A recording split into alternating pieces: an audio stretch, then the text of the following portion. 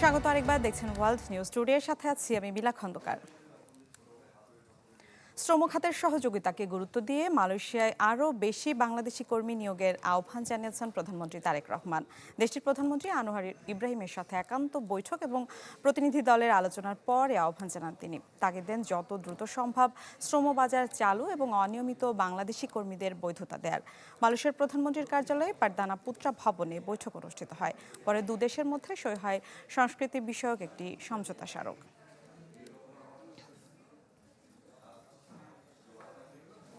More than that, দর্শক, নিয়ে আরো জানাতে মালয়েশিয়া থেকে আমাদের সাথে যুক্ত হচ্ছেন সহকর্মী শাহনেওয়াজ বাবলু। বাবলু, আজ প্রধানমন্ত্রীর বেশ কিছু বৈঠক ছিল, সকাল থেকে আপনি জানাচ্ছিলেন এ বিষয়ে। মালয়েশিয়ায় বন্ধ হয়ে যাওয়া শ্রম বাজার নিয়ে আসলে কি আলোচনা হয়েছে, আর কি কি কর্মসূচি রয়েছে সেখানে প্রধানমন্ত্রী জানাবেন?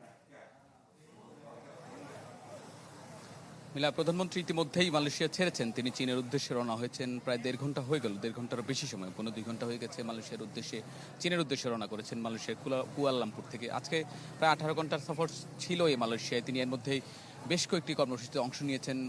আজকে সকাল থেকে ম্যারাথন বৈঠক করেছেন বলা যায়। সকাল স্থানীয় সময় 9টার পর থেকে মালয়েশিয়ার প্রধানমন্ত্রী আনোয়ার ইব্রাহিমের সঙ্গে বৈঠক করেছেন। দুই দেশের সরকার প্রধানের নেতৃত্বে উচ্চ পর্যায়ের একটি বৈঠক ছিল মালয়েশিয়ায় পুত্রজয়তে, যেখানে প্রধানমন্ত্রীর কার্যালয় রয়েছে। সেখান থেকে তিনি মধ্যাহ্নভোজে অংশ নিয়েছেন তার স্ত্রী ডাক্তার জুবাইদা রহমান। আপনি জানেন, গতকাল থেকে আমি জানিয়েছিলাম যে 23 সদস্যের প্রতিনিধি দল এই সফরে ছিল, এবং এর মধ্যে দিয়ে দীর্ঘদিনের যে মালয়েশিয়ার যে শ্রমবাজারের বিষয়গুলো রয়েছে। আপনি জানেন 2023 সাল থেকে এই মালয়েশিয়ার শ্রমবাজার বন্ধ রয়েছে, যেটি বাংলাদেশে একটি বড় শ্রমবাজার হচ্ছে মালয়েশিয়ায়, যেটি বন্ধ রয়েছে। এটি খোলার বিষয়ে মালয়েশিয়ার যে প্রধানমন্ত্রী আনোয়ার ইব্রাহিমের কাছে তিনি অনুরোধ করেছেন, আহ্বান জানিয়েছেন, বলেছেন যে যাতে স্বচ্ছ প্রক্রিয়ায় যাতে এই বাংলাদেশের শ্রমিকরা এখানে আসে, এবং তিনিও মালয়েশিয়ার পক্ষ থেকে বলা হয়েছে বাংলাদেশে যারা এখানে আসবেন তারা যাতে দক্ষ হয়ে আসেন, যাতে মালয়েশিয়ার শ্রমবাজারকে আরও বড় করতে পারেন এবং মালয়েশিয়ার অর্থনীতিকে আরও জোরদার করতে পারেন। পাশাপাশি তিনি বলেছেন যে মালয়েশিয়ার যে অবৈধ প্রবাসী রয়েছে তাদেরকে যাতে লিগালাইজেশন করা হয়, বৈধ ভিসা দেওয়া হয়, এবং যারা জেলে রয়েছেন তাদেরকে মুক্তির ব্যবস্থা করা হয়। এছাড়া তিনি আসিয়ানের সদস্যপদের বিষয়ে কথা বলেছেন। আপনি জানেন দীর্ঘদিন ধরে সদস্যপদের বিষয়ে মালয়েশিয়ার সমর্থন চেয়েছেন। এছাড়া দীর্ঘদিন ধরে বাংলাদেশে যে রোহিঙ্গা সংকট রয়েছে, রোহিঙ্গা সংকট সমাধানে রোহিঙ্গাদেরকে যাতে নিরাপদে মিয়ানমারে ফেরত পাঠানো যায় সেই বিষয়ে মালয়েশিয়ার যে সমর্থন সেটি আরও জোরালো করার বিষয়ে তিনি সমর্থন চেয়েছেন। পাশাপাশি এখানে যারা শিক্ষার্থী পড়াশোনা করছেন তাদের যাতে অন্যান্য দেশের শিক্ষার্থীরা যে সুযোগ সুবিধা পায় সেই সুযোগ সুবিধা যাতে বাংলাদেশের প্রবাসী শিক্ষার্থীরা পায় সেই বিষয়ে মালয়েশিয়ার প্রধানমন্ত্রীর সঙ্গে তিনি কথা বলেছেন। পাশাপাশি তিনি বাংলাদেশের এইখানকার প্রবাসী যারা রয়েছেন তারা প্রত্যাশা করছেন তাদের প্রধানমন্ত্রী তারেক রহমানের সফর দিয়ে তাদের দীর্ঘদিনের যে দুঃখ দুর্দশা সেটি লাঘব হবে। পাশাপাশি মালয়েশিয়া এবং বাংলাদেশের দু দেশের যে সুদৃঢ় সম্পর্ক সেটি আরও বেগবান হবে। মিলা। জি বাবলু, ধন্যবাদ আপনাকে। মালয়েশিয়া থেকে সহকর্মী শাহনেওয়াজ বাবলু আমাদের সাথে যুক্ত হয়েছিলেন। অস্ট্রেলিয়া সিডনিতে একটি ভবনের নিচে বাংকার থেকে রেকর্ড 2700 কেজি কোকেন জব্দ করছে।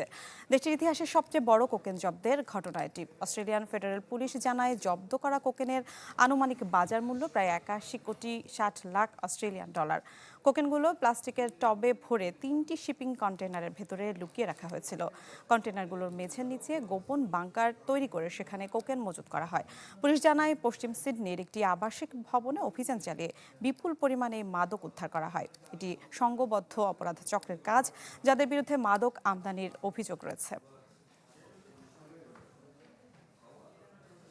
তীব্র তাপদাহে নাজেহাল ইউরোপের দেশগুলো। প্রচণ্ড গরমে নাভিশ্বাস ফ্রান্স, জার্মানি, ইতালি ও স্পেন সহ বেশ কিছু দেশের জনজীবন। কোথাও সর্বোচ্চ সতর্কতার রেড অ্যালার্ট, কোথাও বিশুদ্ধ পানির তীব্র হাহাকার। দাবদাহে বিপর্যস্ত ফ্রান্স, ইতালি, পোল্যান্ড সহ ইউরোপের বিভিন্ন দেশের জনজীবন। ভোগান্তিতে পড়েছে অঞ্চলটির অর্থনীতি, বিদ্যুৎ উৎপাদন, পর্যটন খাত। তীব্র গরমে দেশের 61টি বিভাগে উচ্চ সতর্কতা জারি করেছে ফ্রান্স। অনেক এলাকায় তাপমাত্রা 40 ডিগ্রি সেলসিয়াস ছাড়িয়ে যাওয়ার আশঙ্কা করছে দেশটি। এমন পরিস্থিতিতে নানা পদক্ষেপ নিয়েছে ফ্রান্সের সরকার। দেশটির প্রায় 50টি বিভাগে পানির ব্যবহার সীমিত করা হয়েছে। এছাড়া স্বাস্থ্য মন্ত্রণালয় থেকে হিটওয়েভ হটলাইন চালু, স্কুল বন্ধ রাখা, পরীক্ষার সময়সূচি পরিবর্তন সহ শীতাতপ নিয়ন্ত্রণবিহীন মেট্রো ট্রেন সাময়িকভাবে চলাচল বন্ধ রাখা হয়েছে। এমনকি ফ্রান্সের 4টি পারমাণবিক বিদ্যুৎ কেন্দ্রেও বিদ্যুৎ উৎপাদন কমিয়ে আনার সম্ভাবনা রয়েছে বলে জানিয়েছে কর্তৃপক্ষ। এদিকে রাজধানী প্যারিসে তীব্র গরমে নাজেহাল স্থানীয় বাসিন্দা ও দেশি বিদেশি পর্যটকরা। আইফেল টাওয়ারের সামনে ছবি তুলতে আসা পর্যটকদের অনেককেই দেখা গেছে ছায়ায় আশ্রয় নিতে, বারবার পানি পান করতে। এছাড়া তীব্র তাপদাহের কারণে বার্ষিক সঙ্গীত উৎসব ফেথ দেলা মিউজিকে অংশ নেওয়ার ব্যাপারেও অনিশ্চয়তায় পড়েছেন অনেকে। গরম এতটাই বেশি যে বাইরে দীর্ঘ সময় থাকা কঠিন হয়ে পড়েছে, তাই পরিকল্পনা বদলানোর কথা ভাবছি। অন্যদিকে পোল্যান্ডের রাজধানী ওয়ারশতে তাপমাত্রা 30 ডিগ্রি সেলসিয়াসে পৌঁছেছে। স্থানীয় বাসিন্দারা কিছুটা স্বস্তির আশায় আশ্রয় নিয়েছে ভিস্তুলা নদীর তীরে। তবে নদীর পানির স্তর অস্বাভাবিকভাবে কমে যাওয়ায় উদ্বেগ বাড়ছে। স্থানীয়রা আশঙ্কা করছেন এ পরিস্থিতি অব্যাহত থাকলে ভবিষ্যতে পানির সংকট দেখা দিতে পারে। যদি কয়েক বছর এমন চলতে থাকে তাহলে হয়তো এক সময় কলের পানিও পাওয়া যাবে না। ইতালির রাজধানী রোমেও একই চিত্র। প্রখর রোদে কলোসিয়ামের সামনে দীর্ঘ লাইনে দাঁড়িয়ে থাকা পর্যটকদের কষ্ট করতে হলেও অনেকেই স্বস্তি খুঁজে নিচ্ছেন শহরের প্রাচীন ভূগর্ভস্থ খনিগুলোতে। সেখানে সারা বছর তাপমাত্রা থাকে প্রায় 18 ডিগ্রি সেলসিয়াস। এখানে এতটাই ঠান্ডা যে শীতাতপ নিয়ন্ত্রণ ছাড়াই আমি থাকতে পারি। বিশেষজ্ঞরা বলছেন জলবায়ু পরিবর্তনের কারণে ইউরোপে তাপপ্রবাহের ঘটনা আরও তীব্র হয়ে উঠছে। এর প্রভাব শুধু জনস্বাস্থ্যে নয়, কৃষি, জ্বালানি, পানি সরবরাহ এবং অর্থনীতির ওপরও পড়ছে। আবহাওয়াবিদদের পূর্বাভাস, আগামী কয়েকদিনে ইউরোপের বিভিন্ন অঞ্চলে তাপমাত্রা আরও বাড়তে পারে। ফলে পরিস্থিতি মোকাবিলায় সতর্কতা ও প্রস্তুতি জোরদার করছে সংশ্লিষ্ট দেশগুলো। মার্জিয়া শ্রেয়া, চ্যানেল 24। $300 কোটি বিশাল তহবিল আর উদ্ভাবনী প্রযুক্তির মেলবন্ধনে রকফেলার ফাউন্ডেশন মোকাবেলা করেছে জলবায়ু পরিবর্তন কিংবা ক্ষুধার মতো বৈশ্বিক সব চ্যালেঞ্জ। অ্যামাজন থেকে আফ্রিকা কিংবা হাইতি থেকে নয়াদিল্লি, সবখানে পৌঁছে গেছে তাদের উন্নয়নের ছোঁয়া। 1913 সাল থেকে আর্তমানবতার সেবায় নিয়োজিত রকফেলার ফাউন্ডেশন 2025 সালে তাদের উন্নয়নমূলক কর্মকাণ্ডে সাফল্য অর্জন করেছে। প্রতিষ্ঠানটি সাম্প্রতিক প্রতিবেদন অনুযায়ী গত 1 বছরে বিশ্বের 74 কোটি মানুষের কাছে পৌঁছেছে বিভিন্ন সেবা। প্রতিবেদন বলছে এই কাজ পরিচালনায় $300 কোটি তহবিল সংগ্রহ করা হয়েছে। জলবায়ু পরিবর্তন মোকাবেলায় রকফেলার ফাউন্ডেশনের উদ্যোগে 8.5 কোটি টন কার্বন নিঃসরণ কমানো সম্ভব হয়েছে। অ্যামাজন জঙ্গলের প্রায় 20 লাখ হেক্টর এলাকায় সুরক্ষায় স্থানীয় গোষ্ঠীর সহায়তায় কাজ করছে সংস্থাটি। জ্বালানি খাতে বৈপ্লবিক পরিবর্তন এনেছে রকফেলার ফাউন্ডেশন।